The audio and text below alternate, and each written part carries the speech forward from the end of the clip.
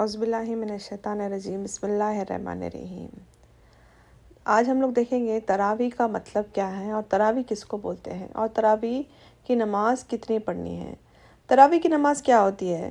جو رمضان میں جو قیام اللیل ہوتا ہے، جو رات کی نمازیں ہوتی ہے، عشاء کے بعد جو ہم لوگ نمازیں پڑھتے ہیں، نفل نمازیں پڑھتے ہیں، وہ ہے تراویح کی نماز۔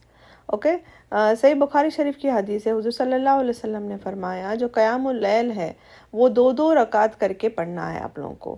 ہم لوگوں کو کیسا پڑھنا ہے؟ 2 رکعت کر کے قیام اللیل پڑھنا۔ قیام اللیل ہے نا جو رات کی نماز ہے، اور ہم لوگوں کو کیسے اینڈ کرنا ہے، کیسا ہے اس کو وطر کی نماز پڑھ کر اینڈ کرنا ہے۔ وطر کی نماز کیسی ہو سکتی ہے؟ 1 3 کتنا بھی ہو سکتی ہے، آڈ نمبرز میں جو پڑھتے ہیں اس کو بولتے ہیں وطر نماز۔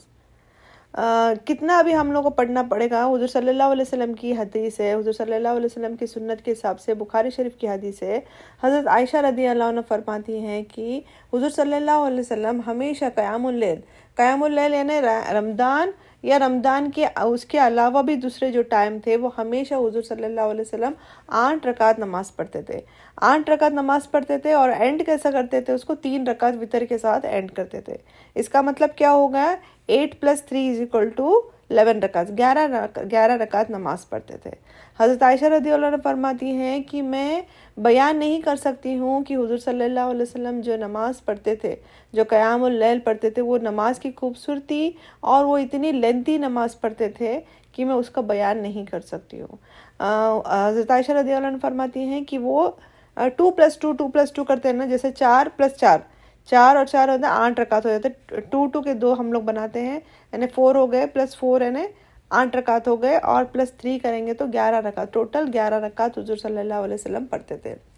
اگر ہم لوگ اگر حضور صلی اللہ علیہ وسلم کے بعد صحابہ آئے، پھر تابعین آئے، تابعین آئے، اگر ان کو دیکھیں گے تو بھی انہوں نے بھی کسی نے 8 رکعت پڑھی، کسی نے 11 پڑھی، کسی نے 13 رکعت، کسی نے 19، کسی نے 20، کسی نے 23، کسی نے 36 پڑھے ہیں، کسی نے 39 رکعت پڑھے ہیں، ٹھیک ہے، اور کسی نے 20 رکعت بھی پڑھے ہیں۔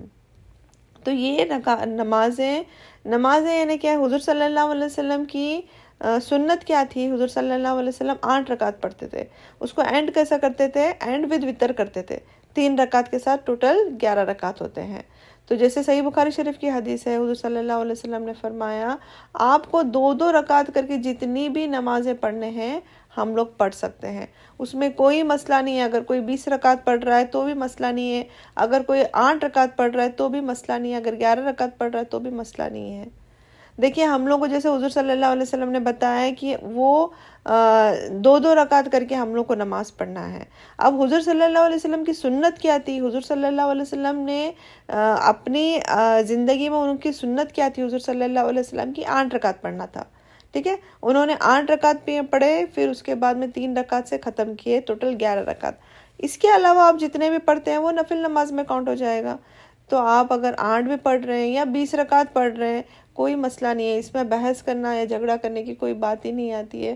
ہمیں جتنا چاہیے اللہ تعالیٰ نے ہمیں بتایا، حضور صلی اللہ علیہ وسلم نے ہمیں بتایا ہے کہ آپ کو نفل نمازیں جتنی پڑھنا ہے پوری رات پڑھ سکتے ہیں، ہمیں کوئی اس میں آبجیکشن نہیں ہے۔ بس اینڈ کیسا کرنا ہے؟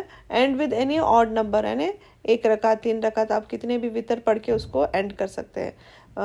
تراویح کی نماز آپ کی مرضی سے کتنے بھی یعنی جو حضور صلی اللہ علیہ وسلم کی اگر سنت دیکھا جائے گا تو 8 رکعت + 3 رکعت = 11 رکعت۔